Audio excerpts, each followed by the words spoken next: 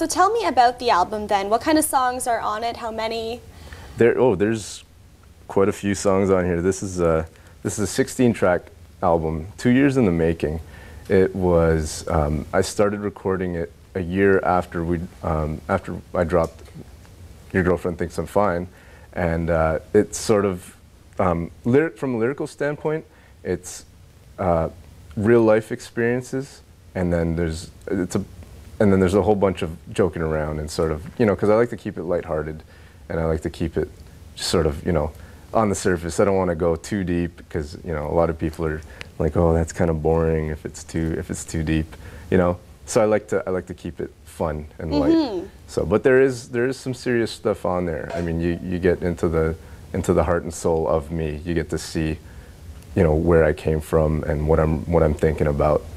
So it's definitely, because it is you that's kind of putting the whole thing together, right? So yeah, it's based absolutely. on your experience, your thoughts. Yeah, absolutely, absolutely.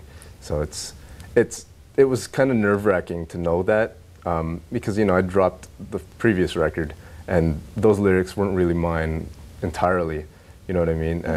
And so, but now when I started writing this record, I was really nervous about, you know, people hearing this stuff and having almost, you know, a preconception about what I am, or, you know, just or a misconception about, you know, because these are almost like still shots of where I was in that moment of time when I wrote it. So I might not even think that way right now, you know what I mean? But it was just, like I said, it's like a still shot of where I was at. So. And that's the beauty of the art.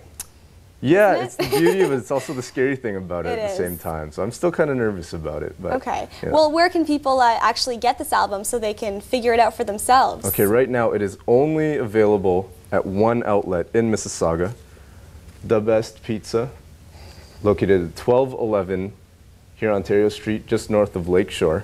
And pick up a slice while you're there. And it's also available on my website, www.theidentitycrisis.com. Pick it up there. So what is next for you then? What would be the ultimate goal for the Identity Crisis? The ultimate goal would be, you know, to be touring and making a living doing this. Right now that's not happening. But, you know, I'm just going to keep pushing. And right now I've got a whole bunch of things on the horizon. I've actually got a couple projects that I'm also a producer and an instrumentalist. So I do stuff for other artists and rappers. And I'm co-writing with a couple guys right now and a couple girls as well.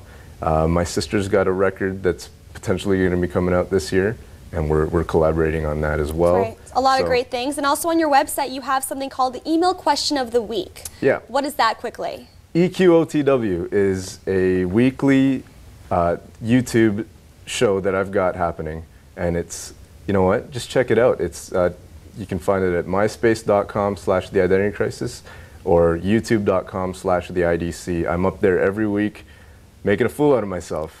And I hope, you know, I hope you guys laugh. So that's your other side of you too, right? You're still under the spotlight though. Yep, yep. Yeah, I'm sort of directing a whole bunch of little videos that are designed to sort of captivate you guys, you know. So we'll see where it goes. I mean, it's getting a good response. Well, so. Paul, we're captivated enough based on your performance here today on MeTV. Thanks so much for being here. Thank you. Best of luck in the future. Thank you for having me. With your album, Record of the Year. Let's make a Record of the Year. You can check him out at www.theidentitycrisis.com. We'll be right back. You're watching MeTV. Thanks so much. Thanks for having me.